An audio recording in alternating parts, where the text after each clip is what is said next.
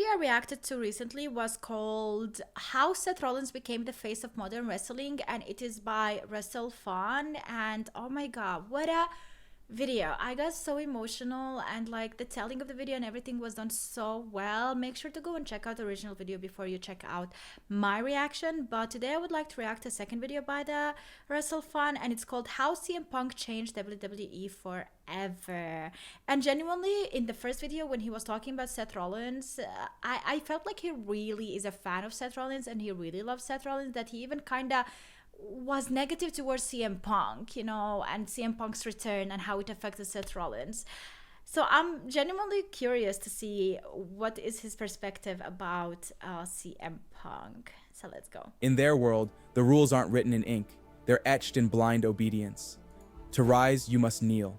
To wear the crown, you have to be born into Very it. poetic. Outcasts are exiled. Those who preach virtue rot with corruption. Power isn't earned, it's inherited, or bought with devotion to false gods. But what is a god to a non-believer? He walked into their kingdom with his heart on his sleeve and rebellion running through his veins. In a land full of Goliaths, he showed up as David. Surrounded by hollow idols, he chose to be real.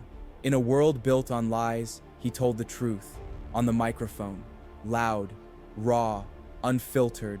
A kingdom ruled by tyrants finally met a man who didn't bow. He didn't just defy the system, he spit in its face. He tore off the mask hiding their facade and stole the crown from their demigods. He ruled a throne that was never meant for him. He sparked a revolution, one that cracked the very foundations of their empire. He stole fire from the system and gave it to the fans. For that, he was banished. But the fire he lit, it kept burning, long after his shadow vanished.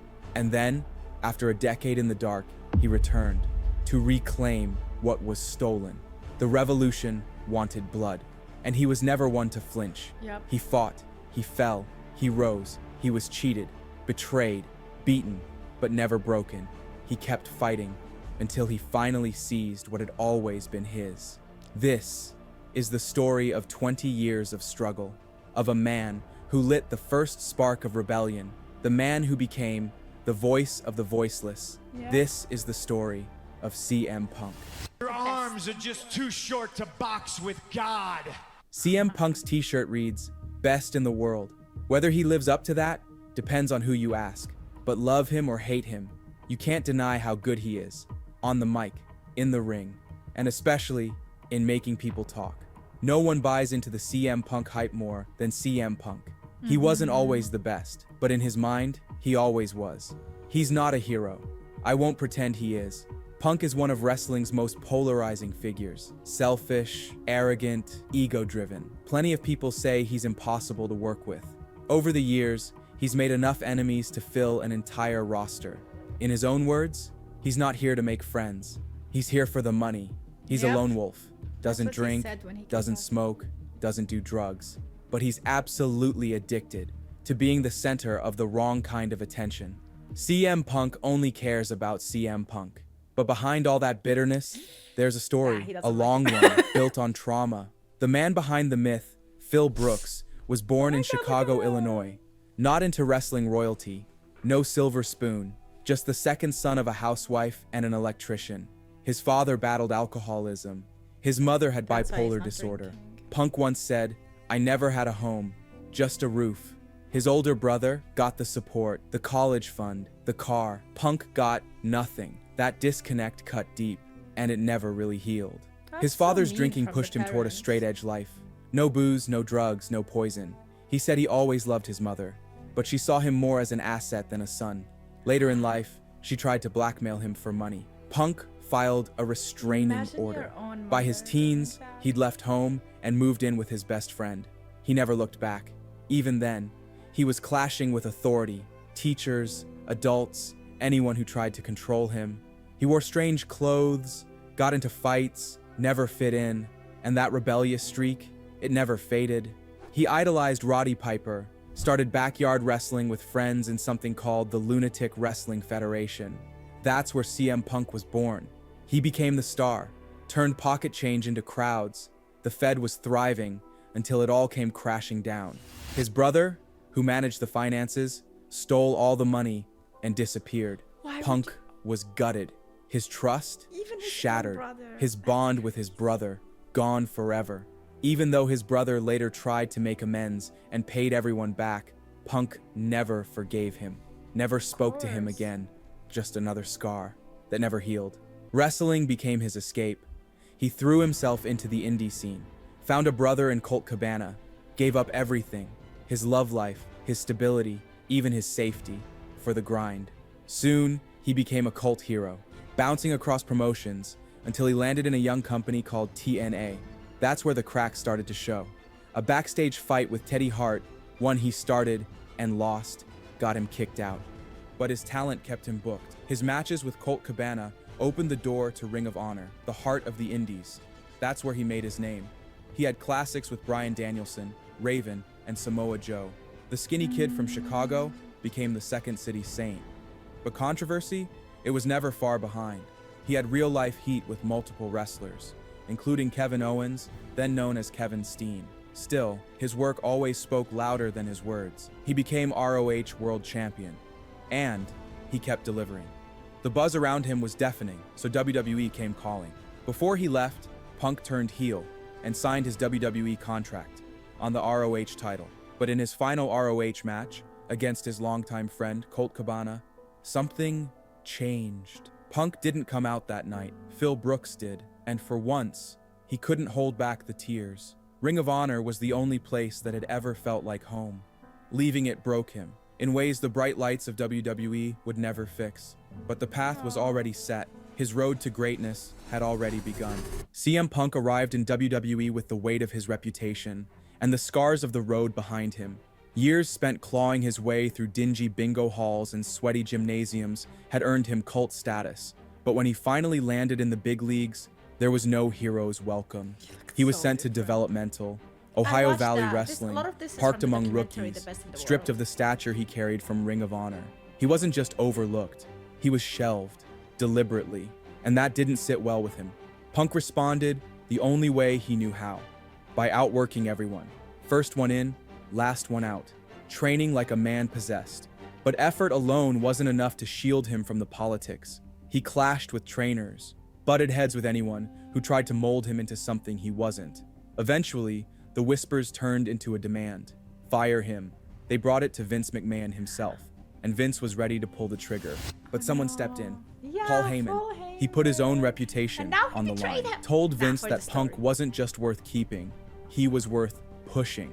When the call came to let him go, Heyman refused.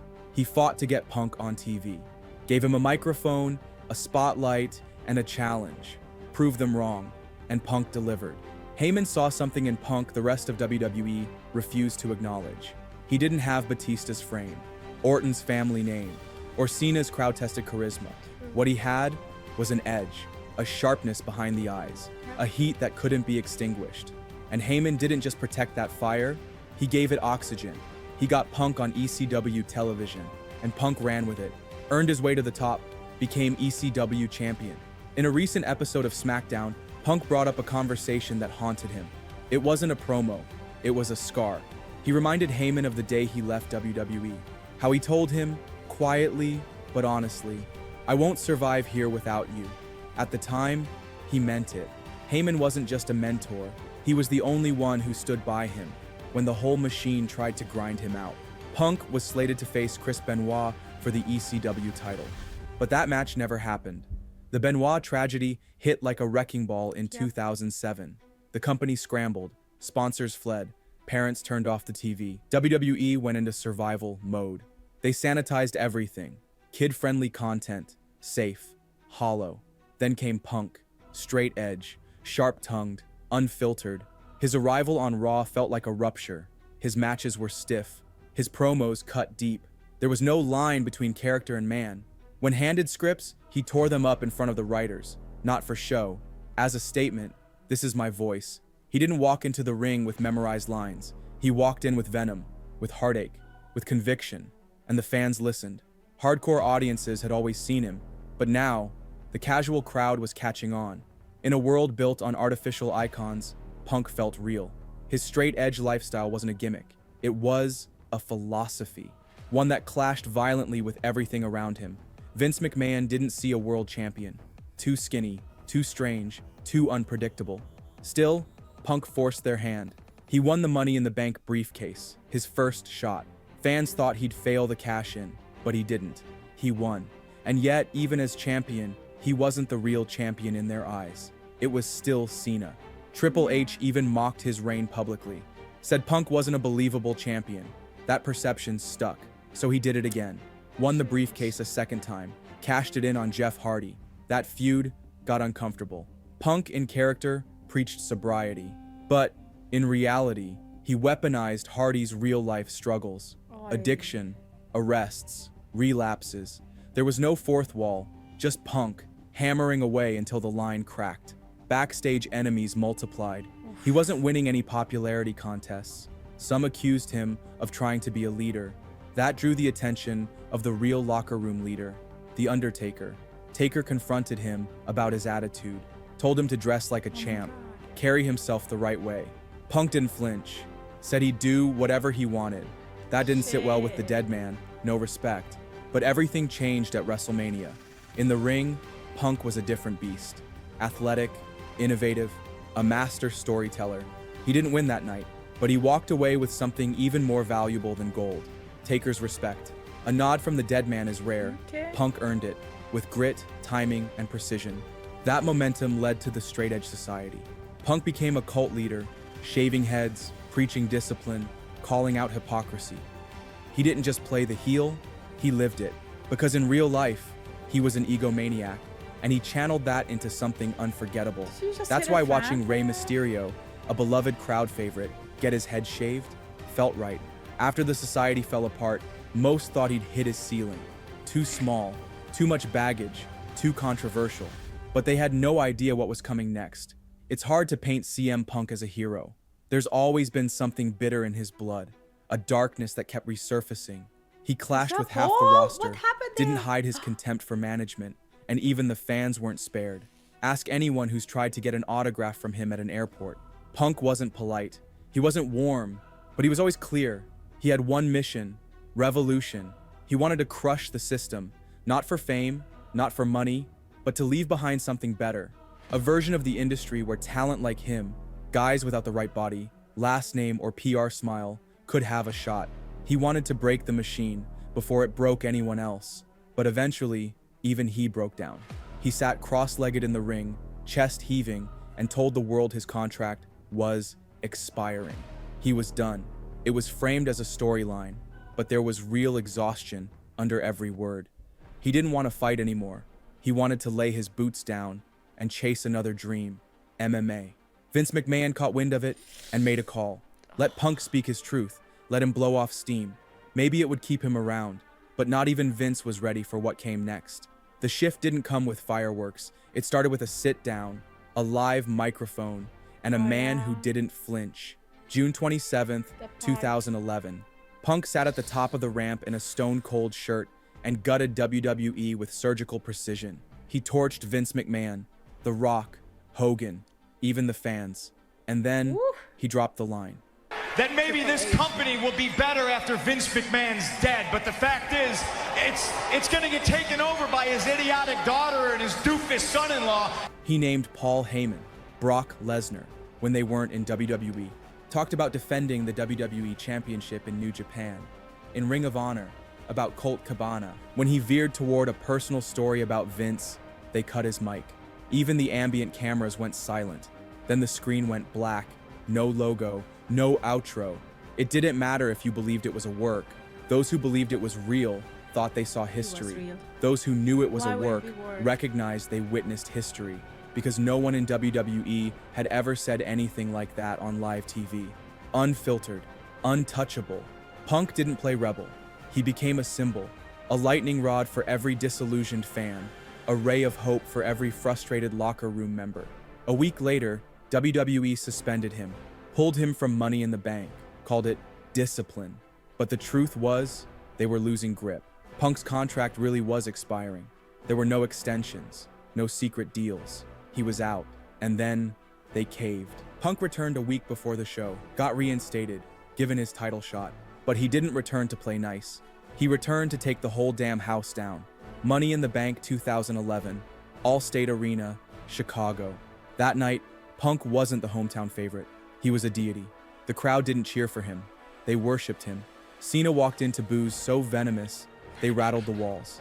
Every time he landed a punch, the crowd turned rabid. Every strike from Punk brought screams. The match was perfect. 33 minutes of storytelling through sweat and fury. Cena brought everything. Punk brought everything else. Defiance, desperation, destiny. And then GTS 1, 2, 3, pandemonium. Punk rolled out of the ring, blew Vince a kiss, and disappeared through the crowd with the WWE Championship. No contract, no champion, no control. For the first time in years, WWE felt real again. Then came chaos. Punk posted a photo of the WWE Championship sitting in his fridge. He crashed Comic-Con, taunted Triple H. He teased indie appearances. The line between fiction and reality, gone. WWE didn't know whether to play along or panic, so they improvised. They held a tournament. Rey Mysterio won. Then Cena beat him the same night. Even as a kid, that felt wrong. An exhausted Rey laid out, just so Cena could reclaim the spotlight. It was tone deaf. Then, Cult of Personality hit. Punk returned. 2 belts, 1 company, 1 ring. SummerSlam. The rematch. Punk won again. But the system wasn't done with him. Kevin Nash returned. Out of nowhere. A text message. A cheap attack. Then Del Rio cashed in. Walked out as champion. Just like that. The revolution was smothered. Triple H took over the storyline. Punk fought him at Night of Champions. Overbooked. Awkward. Dead on arrival. The rebellion that once set the world on fire was now buried under layers of executive ego. But Punk wasn't finished. Survivor Series 2011. Madison Square Garden. Punk beat Del Rio. Reclaimed the title. This time, he didn't let go. 434 days. He carried that title through every obstacle they threw at him. He turned heel mid-reign, aligned with Paul Heyman, and still delivered every night. But in the main event slots, it was Cena or Brock. Punk wasn't the face. Why don't we have a Cena versus CM Punk? Okay, Randy Orton versus CM Punk is also good. The fallback, the real champion, but not the chosen one. And it ate at him. He asked to headline WrestleMania. Over and over, they said no. Instead, WrestleMania 29 went to Cena versus Rock 2. Again, Punk got Undertaker, and he stole the damn show. After that, something broke. The fire was still there, but dimmer. The feud with Lesnar was brilliant, but it felt like a closing act. Punk's body was giving out. His voice backstage, once loud and defiant, grew quieter. Royal Rumble 2014. Punk entered at number 1, stayed in for almost an hour, eliminated by Kane in a throwaway moment. The next night, he was gone. No farewell, no ceremony, just silence. His ribs were cracked, his knees shot. He had a staph infection the doctors ignored. He'd been vomiting before matches. They told him to push through. He asked to headline Mania. Denied. He asked to face Triple H. They said he wasn't needed, so he left. He walked out of the company, the fans, the business. And for the first time in years, CM Punk wasn't a wrestler. What the summer of Punk revealed wasn't just that he could carry the company. It revealed that WWE would never let him, no matter how many belts he held, no matter how many arenas he filled, no matter how much truth he spoke, because he didn't play their game. But the spark he lit, it didn't die. Daniel Bryan, Cody Rhodes, men who once had no chance in Vince's system, found daylight through the crack Punk made. That fire didn't raise him to glory, but it carved the path for the ones who came after. After WWE, Punk tried UFC. It failed. He returned to WWE for a brief stint, working behind the scenes as a backstage analyst. But his real comeback, that didn't happen in WWE, that happened in AEW. He walked into Chicago again, and the world stopped. He tore it up with Darby Allin, Moxley, Kingston, MJF. The fire was still there, but so were the demons. He clashed with the elite, with management, with Jack Perry. Another backstage brawl, another implosion. AEW cut ties, and again, it looked like Punk was done. But then, hell froze over. After walking away from WWE in 2014, CM Punk made sure the door slammed Honestly, shut the behind best him. comeback. From shoot interviews to lawsuits, he torched any chance of reconciliation. He didn't just express his disgust for Vince McMahon, his real war was with Triple H.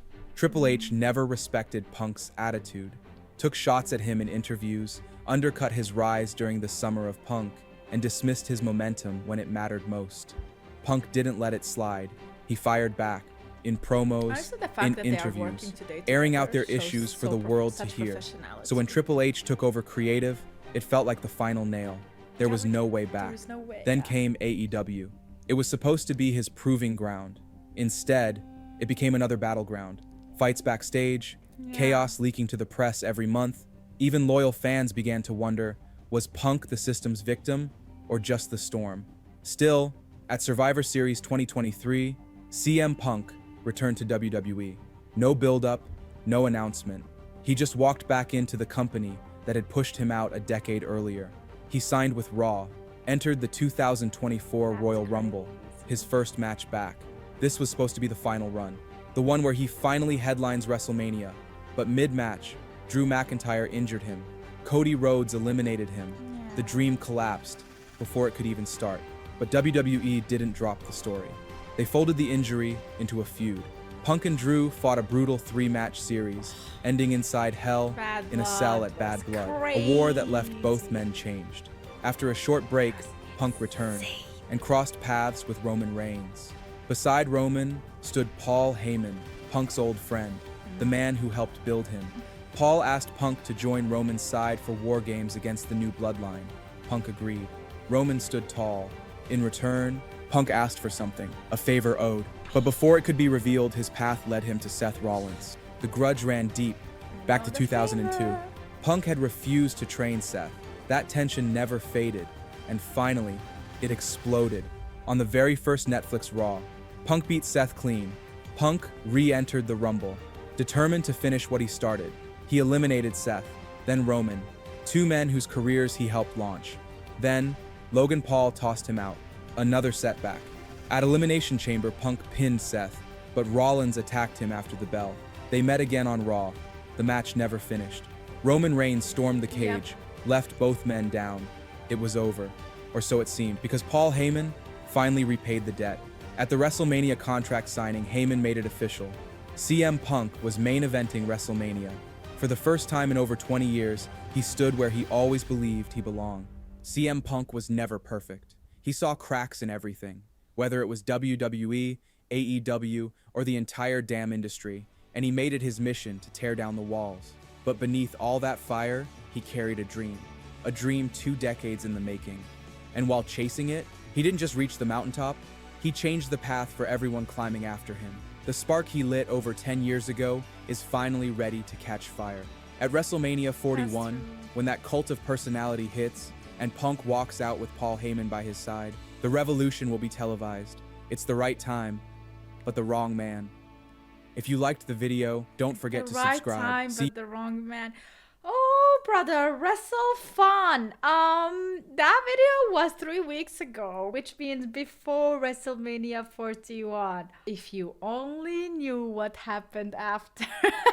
But the storytelling in this is crazy, because at the end of the day, it was all about like main eventing WrestleMania, and that happened. So whatever happened at WrestleMania and whatever is happening today, like, it is an add-on. It's a DLC. You know, the most important thing is that finally we can see that CM Punk is getting appreciated in the company, and he genuinely is really great.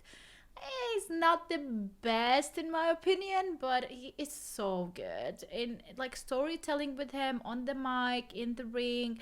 The guy gives it all. If anything, you can really appreciate his hard work and how genuine and honest he is with what he is doing. Problematic, yes, but talented for sure.